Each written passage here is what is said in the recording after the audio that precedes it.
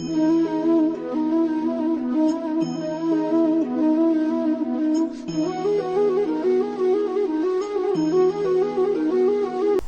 लोग मानते हैं कि भगवान सब जगह है, प्रत्येक मनुष्य में नहीं बल्कि प्रत्येक जानवर में, प्रत्येक पेड़ पौधा, हर कण में भगवान विराजमान है।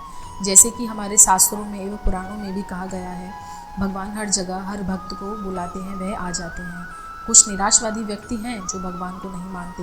वे हमेशा बोलते हैं भगवान दुनिया में है ही नहीं, भगवान है तो उसे बुलाओ, भगवान दिखते कैसे हैं, भगवान रहते कहाँ हैं, सब कुछ। जैसा कि आप जानते हैं, सफलता प्राप्त करने के लिए विश्वास होना ज़रूरी है। बिना विश्वास के कोई भी सफलता प्राप्त नहीं की जा सकती। महाभारत के युद्ध में अर्जुन को विश्वास था कि मेरे साथ भगवान श्री कृष्ण हैं, इसलिए मैं हार नहीं सकता, और वह जीत गया। एक विश्वास के बल पे ही आप बड़े बड़े लक्ष्य प्राप्त कर सकते हैं। जैसा कि आप जानते हैं, जिन्होंने विश्वास किया है उसे दुनिया में सभी सुख प्राप्त होते हैं। जो भगवान को मानता है उसे विश्वास रूपी शक्ति होती है। आपको एक सच्ची घटना बता रही हूँ जिसमें भगवान प्रकट हुए थे। टीवी सीरियल में आपने देखा होगा कि प्रहलाद के पिता हिरण्यकश्यप को मारने के लिए भगवान प्रकट हुए थे। ठीक इसी प्रकार विष्णु जी ने भी कभी अवतार बहुत सारे लिए हैं, दुष्टों का नाश किया है। रामायण महाभारत इत्यादि कहानी में पढ़ते भी हैं और सीरियल देखते भी हैं। घटना कई युगों पहले की है। मैं कुछ समय पहले की एक घटना बता रही हूँ जो आपको अचंभित कर देगी, आपको सोचने पर विवश कर देगा कि वास्तव में भगवान है। एक गांव में एक बहुत ही साधारण व्यक्ति रहता था। उसे भगवान पर अटूट विश्वास था। जब कोई व्यक्ति उसे हालचाल पूछता तो वह बोल देता, ठाकुर जी जाने। उस गांव में एक ठाकुर जी का मंदिर था। उन्हें उन पर पूरा विश्वास था। उन व्यक्ति के 2 पुत्र, 1 पुत्री थी। जब पुत्री की शादी किया तो उस साधारण व्यक्ति ने साहूकार से कुछ कर्जा लिया। कुछ समय बाद दोनों पुत्रों ने पिता को बुलाया, यह लो पैसे और साहूकार को देके कर्जे से मुक्त हो जाओ। उस व्यक्ति ने जाकर साहूकार से कहा, यह लीजिए साहूकार जी आपका धन मूल और ब्याज, मुझे अपने कर्जे से मुक्त करा दीजिए। साहूकार ने एक पेज पर लिख दिया कि आप पूरा कर्जा ब्याज समेत प्राप्त किया, आप कर्जे से मुक्त हैं। साहूकार ने उस व्यक्ति से पूछा, इस पर क्या लिखा हुआ है? उस व्यक्ति ने कहा, मैं तो अनपढ़ हूँ, जो लिखा वह ठाकुर जी जाने। साहूकार समझ गया कि व्यक्ति बहुत सीधा है। उनके मन में लोभ आ गया। साहूकार ने उस व्यक्ति को कहा, अंदर जाकर एक गिलास पानी लेकर आ। इसी बीच में साहूकार ने उस पर्ची को हटाकर एक नई पर्ची लिख दिया।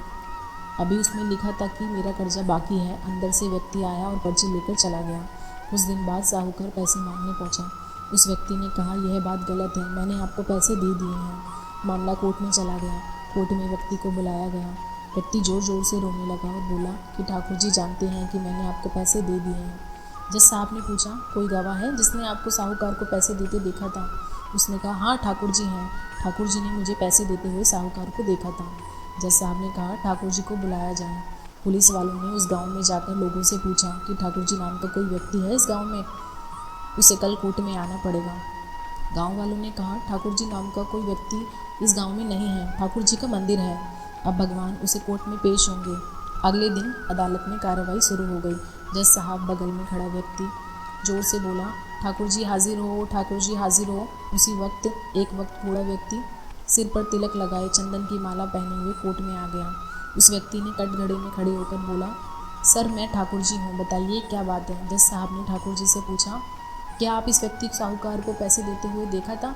तब ठाकुर जी ने बोला, हाँ जज साहब, मेरे सामने इस व्यक्ति ने साहूकार को पूरे पैसे ब्याज समेत दे दिए थे। अब साहूकार को यहाँ पर रोकिए और किसी व्यक्ति को साहूकार के घर भेजिए। साहूकार के घर में एक अलमारी है, नंबर 3 की एक फ़ाइल है। उस फाइल में 22 पेज पर वह पर्ची रखी हुई है जिसमें लिखा है, यह व्यक्ति ने ब्याज समेत पैसे दे दिए हैं।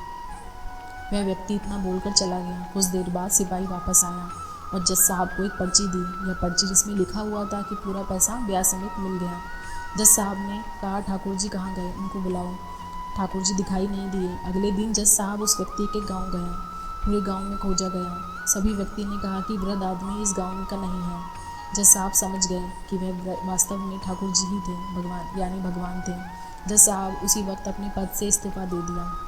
जज साहब भारत के सभी मंदिरों में घूम घूम कर उसके दरबार की मट्टी अपने सिर पर लगाते, किसी मंदिर में बैठते नहीं। जज साहब कहते, हमने भगवान को अदालत में बुलाकर खड़ा किया था, फिर मैं किसी मंदिर में कैसे बैठ सकता हूँ?